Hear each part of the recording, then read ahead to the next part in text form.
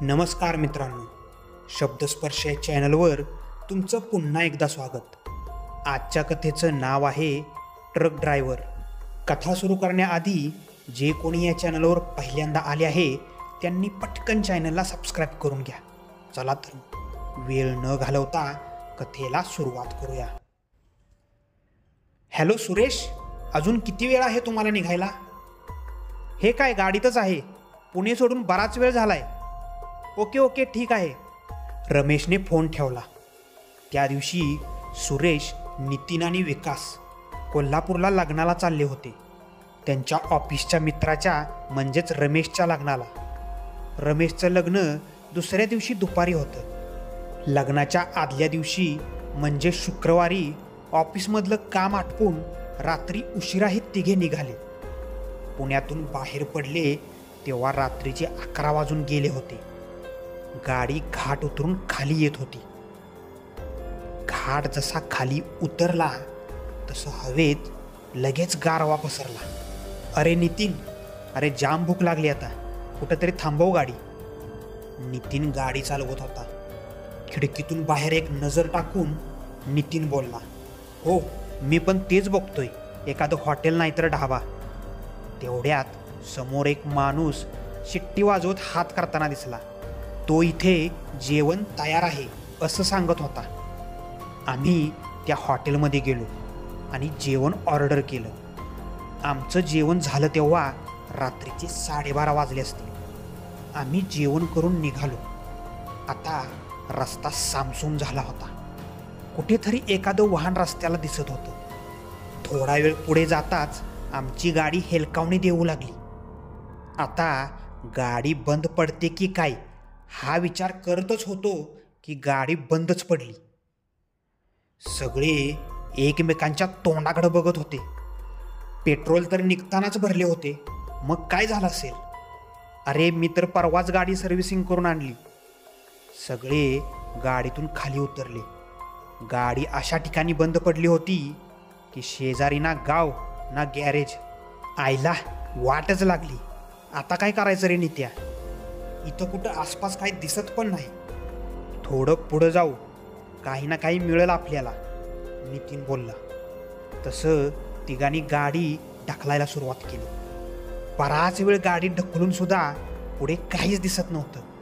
विकासनं दोघा तिघांना गाडीवाल्यांना थांबवण्याचा प्रयत्नही केला, परंतु कोणीही थांबत नव्हतं. तेवढ्यात सुरेशला एक रस्त्याकडेला शॉप दिसलं. नितीनने जवळ जाऊन शॉपवर बॅटरी मारली आणि बघितलं तसं सगळ्यांनी सुटकेचा निश्वास टाकला. कारण त्यावर लिहिलं होतं अण्णा गॅरेज. नितीननं गॅरेजमध्ये हाक मारली, कोण आहे का? परंतु बराच वेळ कोणीही दिसत नव्हतं. ए चला इथून, मला वाटत नाही कोण असेल या गॅरेजमध्ये, ते पण एवढ्या रात्री. विकास बोलला, नाही थोडा वेळ बघू आपण. असं म्हणून नितीन आतमध्ये बघायला गेला. विकास आणि सुरेश बराच वेळ बाहेर वाट बघत होते, पण नितीनचा काही पत्ताच नव्हता. तेवढ्यात लुंगी नेसलेला माणूस बाहेर आला. क्या हुआ? त्याने विचारलं. दोघे त्यांच्याकडे बघतच होते. काळा कुट्ट चेहरा, लाल डोळे आणि पिळदार मिशा. त्याच्याकडे पाहून पक्का साऊथ इंडियन वाटत होता. मग विकास बोलला, अन्ना ये अपना गाड़ी बंद पड़ा है, देखो ना क्या हुआ है. हमारे मर्जी के बिना यहाँ की हवा भी नहीं चलती, तुम्हारी गाड़ी कैसे चलेगी? असं म्हणत अण्णानं हसत हसत पेटी उचलली आणि गाडीकडे गेला. अण्णा अर्धा एक तास गाडी ठीक करत होता. एवढा वेळ झाला तरी नितीन काही आला नाही आणि हे दोघेही बाहेर थंडी असल्यामुळे गाडीतच बसले होते. अन्ना, हमारा दोस्त कहाँ है जो तुम्हें जगाने आया था? हमें जो जगाने आता है वो वापस नहीं आता. अण्णाचं विचित्र बोलणं ऐकून विकासनं सुरेशकडे बघितलं. बहुतेक अण्णा टाईट दिसतोय, सुरेश हाताने खून करत बोलला. अण्णा परत गाडी दुरुस्त करू लागला. त्यानंतर किती वेळ गेला काय माहीत नाही. तेवढ्यात बॉनेट लावलेल्याचा धप्प करून असा आवाज आला. तसं विकास आणि सुरेशनं बाहेर बघितलं तर अण्णा गायब होता. नितीन पण परत आलेला नव्हता. विकास बहुतेक आपला डोळा लागला असेल. तेव्हा कधीतरी अण्णा दुरुस्त करून गेलाय. अरे पण नितीन कुठं आहे? चल गॅरेजमध्ये झोपला की काय बघूया. म्हणून दोघेही गॅरेजकडे गेले. बघतो तर काय, गॅरेज गायब. सगळीकडे मोकळी जागा दिसत होती. गॅरेजचा मागमूसही दिसत नव्हता.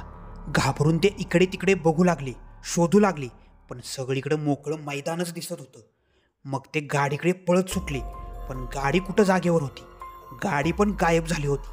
त्यांचं डोकं चालायचं बंद झालं होतं. आपल्याला वेड लागलंय सुरेश, पळ इथून, असं म्हणून विकास सुरेशला घेऊन रस्त्यावर आला. तेवढ्यात समोरून एक ट्रक आला. त्यांनी कसं बसं त्या ट्रकला थांबवलं आणि ट्रकमध्ये जाऊन बसले. सुरेशचं लक्ष त्या ट्रक ड्रायव्हरकडेच होतं आणि त्याला दरदरून घाम आला होता. ट्रक अण्णा चालवत होता. किधर जाना है?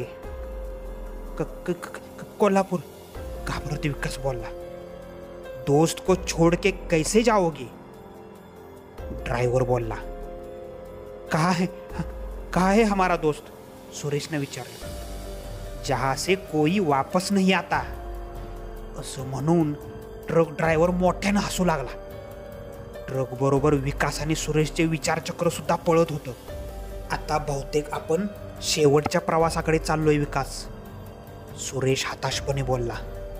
ट्रक आता वेगानं पळत होता. खोल खोल अशा अंधारात